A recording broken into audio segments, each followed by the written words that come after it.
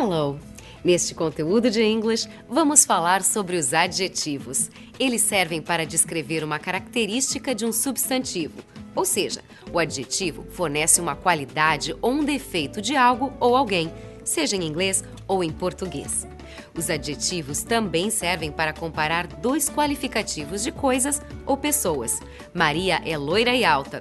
João é bonito. Pedro é feio. Mas e quando as duas pessoas têm a mesma característica? João é bonito. Pedro também é bonito. E agora? Como demonstrar a diferença entre João e Pedro? Nessas situações, usamos os adjetivos no formato comparativo. João é mais bonito do que Pedro. Em inglês, bonito para homem é handsome. Mais bonito é more handsome. Nós adicionamos as palavras more than para demonstrar o grau de comparação mais do que. João is more handsome than Pedro. Até a próxima. Bye!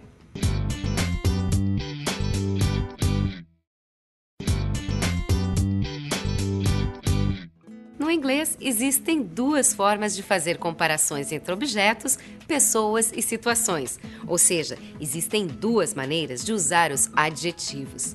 Vamos ver exemplos que fica mais fácil de entender. Quando queremos dizer isto é mais importante do que aquilo, this is more important than that, usamos a opção more than, porque a palavra important é comprida. Quando o adjetivo for uma palavra curta, escolhemos a outra forma, que acrescenta o ER no final da palavra. Vamos ver um exemplo. Jonathan é mais alto que Daniel. Jonathan is taller than Daniel. Nessa frase, tall é um adjetivo curto, então usamos ER para formar o comparativo mais alto. Relembrando, usamos more than quando o adjetivo for uma palavra longa e acrescentamos o ER no adjetivo curto. Mas em alguns casos, o sufixo será IER para os adjetivos curtos. Bye!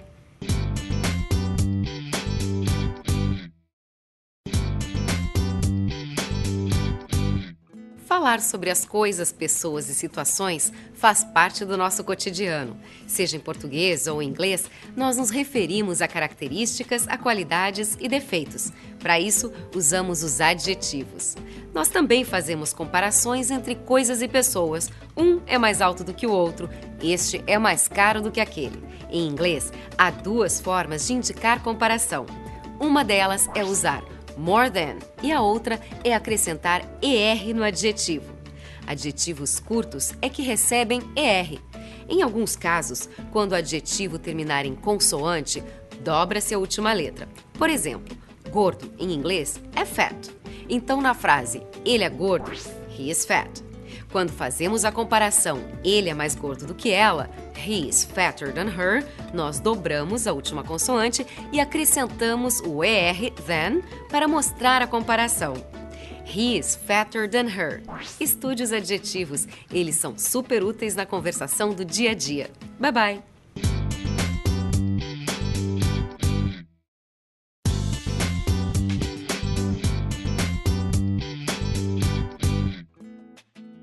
Hello, students! Uma ação muito comum no nosso cotidiano é fornecermos informações pessoais. E no inglês não é diferente. Por isso, vamos estudar como pedir e fornecer personal information, ou seja, informação pessoal. Seja através de um diálogo informal ao vivo, pelo telefone ou MSN, sempre há a necessidade de nos apresentarmos. Isso acontece até mesmo quando estamos em uma entrevista de emprego, em que é necessário descrevermos nossas informações pessoais de maneira clara e objetiva. Se a personal information for escrita, a clareza da informação é mais importante ainda, porque provavelmente não vai existir uma outra oportunidade para explicar os dados. Imagine o caso do envio de um currículo por e-mail para se candidatar a uma vaga de emprego. Então, aprenda a falar em inglês onde você mora, seu endereço e cidade, onde você trabalha, qual a sua função. Saiba dizer se é casado e se tem filhos, o que já estudou e quais as habilidades que possui. Este é o início. Good luck!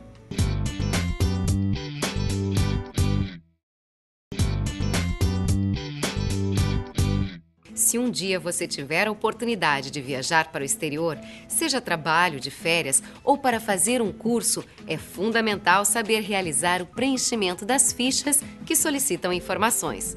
Na escola, no hospital, para obter uma nota fiscal de compras, enfim, existem várias situações em que é necessário fornecer dados pessoais. Então, vamos aprender as frases básicas. Qual o seu nome? Meu nome é Luciane. My name is Luciane. Onde você mora? Quando ouvir essa pergunta, você tem que prestar atenção se é o endereço, a cidade ou o país que se pede. Se for o endereço, você responde I live at, o número da casa e o nome da rua. Se for a cidade ou o país, responda de acordo. I live in São Paulo, in Brazil. Preste atenção para outras frases úteis. I am married. Eu sou casada. I have 2 children. Eu tenho 2 filhos. Aí, nessa frase, você deve lembrar de colocar corretamente o número de filhos. E, claro, frases para falar da profissão. Eu trabalho na empresa tal. I work at, o nome da empresa. Eu trabalho na linha de montagem. I work at the assembly line. Espero que essas dicas sejam úteis para você. See you later!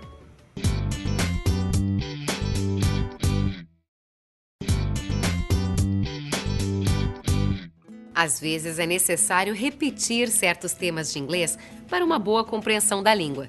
Firmar conteúdos é de suma importância para o aprendizado do inglês. O verbo to be, por exemplo, além de significar ser ou estar, é pré-requisito para várias construções frasais, funcionando como verbo auxiliar.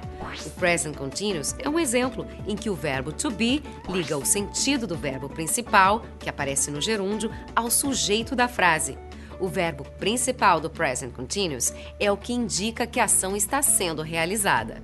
Para que você consiga usar o tempo verbal presente contínuo no inglês, é fundamental conhecer as regras do to be. A conjugação de cada pronome e forma de fazer negação e interrogação. Então, estude o to be e depois explore as possibilidades do presente contínuo. Bons estudos! See you later!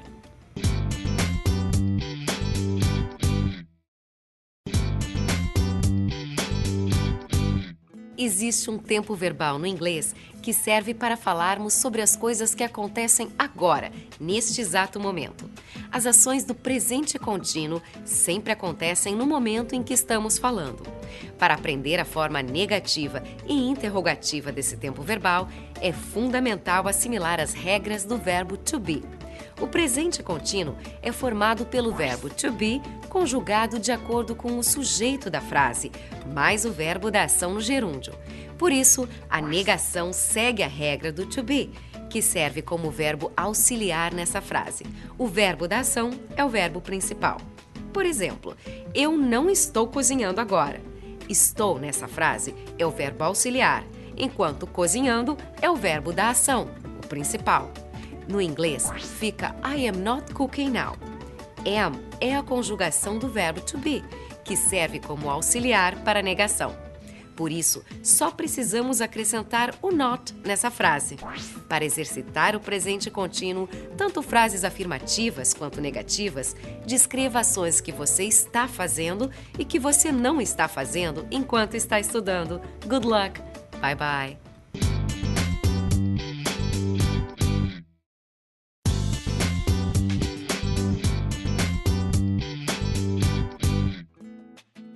Hi, you!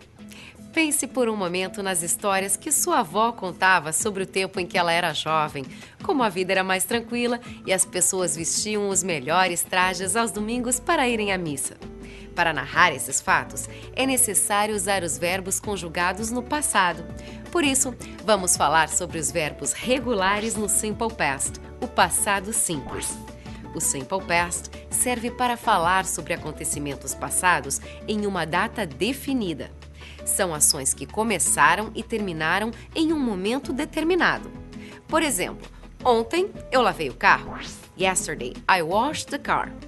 Nessa frase, nós sabemos direitinho quando eu terminei essa ação. No inglês, os verbos no passado se dividem em regulares e irregulares. O exemplo que eu usei é um verbo regular, porque ele só precisa das letras ed no final para formar o passado. O presente do verbo lavar é wash e o passado é washed. Existem vários verbos com passado regular no inglês. Assim fica fácil, não é mesmo? Vai!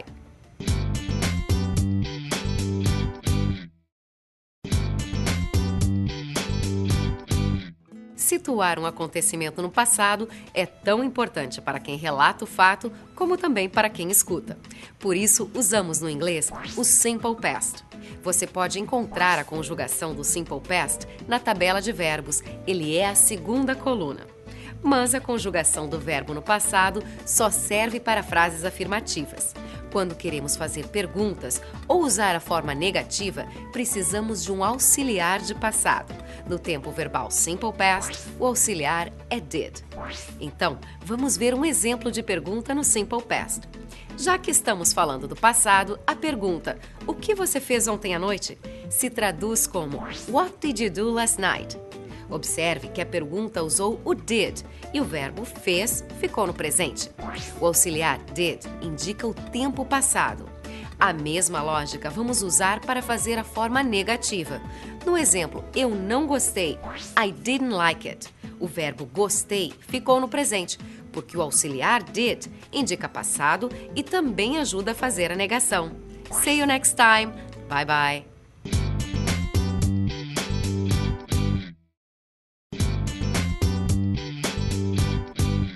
Os verbos em inglês que têm conjugação irregular parecem ser meio difíceis de aprender. Ao contrário dos verbos regulares, que têm o passado terminado em ed, os irregulares dão a impressão de serem totalmente diferentes. Mas calma, para tudo há uma solução. Embora os verbos irregulares não sigam qualquer regra, eles têm algumas semelhanças na escrita. Podemos fazer grupos de irregulares parecidos. Por exemplo, os verbos sing, cantar, e drink, beber. No infinitivo, ambos possuem a letra I. No passado, eles trocam o I por A. Drink fica drank.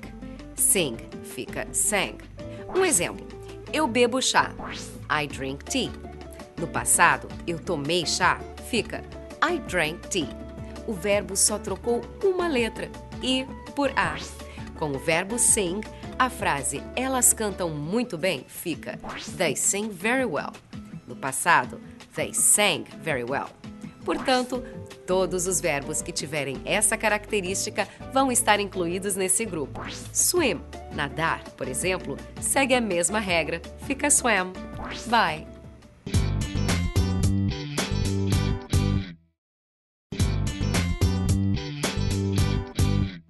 Os verbos irregulares do inglês no passado precisam ser memorizados.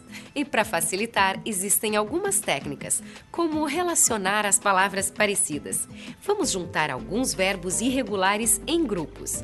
Por exemplo, os verbos lay, que significa deitar, pay, que se traduz como pagar, e say, que é dizer, são muito parecidos. Você concorda? No passado, eles ficam laid, paid e said. A pronúncia muda um pouco, mas a escrita segue a mesma regra. Outro grupinho de verbos parecidos são os terminados em ND, como land, band, send e spend. No passado, muda-se a letra D para T, ficando lent, bent, sent e spent.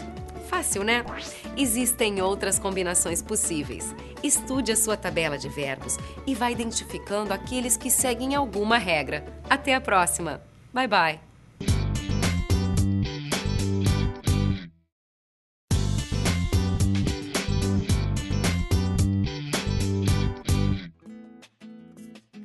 Hello, dear student! O grau superlativo dos adjetivos é usado para fazer comparação entre pessoas, coisas e situações.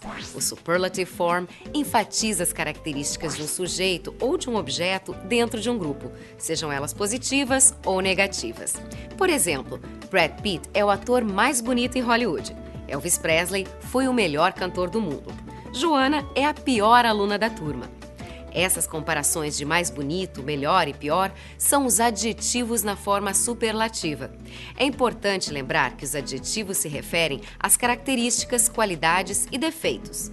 Em inglês, a frase do ator mais bonito fica Brad Pitt is the most handsome actor. The most é o superlativo nesse exemplo. Já a afirmação de que Elvis era o melhor cantor se traduz como Elvis was the best singer. The best é o superlativo nessa frase. E o superlativo negativo também existe. Joana é a pior aluna, fica Joana is the worst student. The worst é o superlativo do adjetivo ruim. See you later. Bye.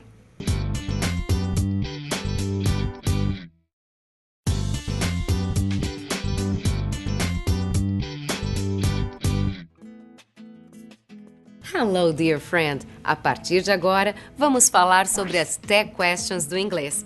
Para entender o significado delas, precisamos, primeiro, entender a oração principal com a qual elas estão relacionadas. Empregamos a tag question em uma frase para confirmar a informação que foi dada. A tag question pode ser afirmativa quando a oração principal for negativa e negativa quando a frase principal estiver descrita na forma afirmativa. Ou seja, a tag question é sempre contrária à frase principal. Vamos ver um exemplo? Você vai à festa comigo, não vai? Essa parte final, em que pedimos confirmação, é chamada tag question. Em inglês, esse exemplo fica You will go to the party with me, won't you? As tag questions podem ser descritas no presente, no passado ou no futuro, porque elas seguem o tempo verbal da frase principal. A frase que eu falei, por exemplo, estava no futuro. Então, para facilitar, quando a frase tiver um auxiliar, o mesmo vai ser usado na tag question. I see you later.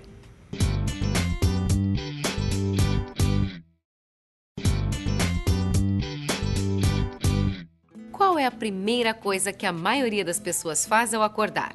Geralmente liga o rádio ou a televisão para acompanhar o café da manhã. Alguns leem o jornal. A necessidade de saber o que está acontecendo no mundo é uma característica do ser humano. Mesmo quando o acesso à informação era limitado, as pessoas buscavam de alguma maneira se comunicar e saber dos acontecimentos. Com o surgimento da internet, as informações não encontram mais barreiras para circular. A cada dia, o acesso às notícias chega a um número maior de pessoas. É um fenômeno que ultrapassa todas as fronteiras. Por isso, é importante que a gente entenda a informação em inglês também. Faça o exercício de ler notícias em inglês, mesmo que você não entenda tudo de início. Algumas palavras, com certeza, você vai reconhecer. E pouco a pouco, você vai se acostumando com a linguagem e com os termos. Good luck! Bye bye!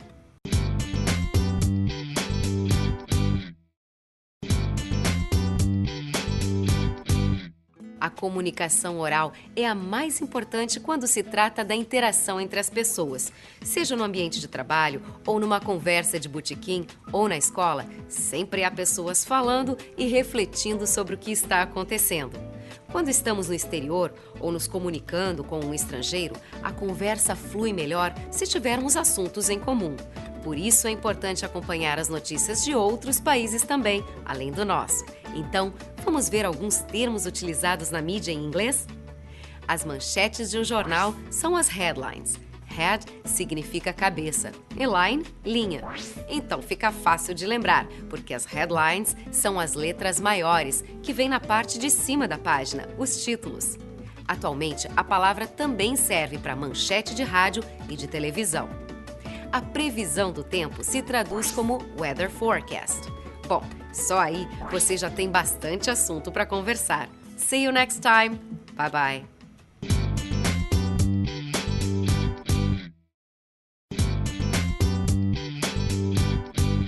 O nosso tópico é o passado. Quando queremos contar sobre coisas que existiam antes e não existem mais, usamos a estrutura there, mais o verbo to be no passado. Quando eu era pequena, tinha 2 fábricas na frente da minha casa. Esse é um exemplo em que vamos aplicar a estrutura, pois fala de coisas que existiam no passado e não existem mais. Havia 2 fábricas. There were 2 factories. Usamos o verbo to be na forma were porque estamos falando do plural, 2 fábricas. Outro exemplo, não havia muitos trabalhadores. There weren't many workers. Trabalhadores está no plural, por isso usamos were, que é a forma do to be no passado no plural. Agora, faça esse exercício. Lembre de coisas do passado e elabore outros exemplos para praticar. Boa sorte! Good luck!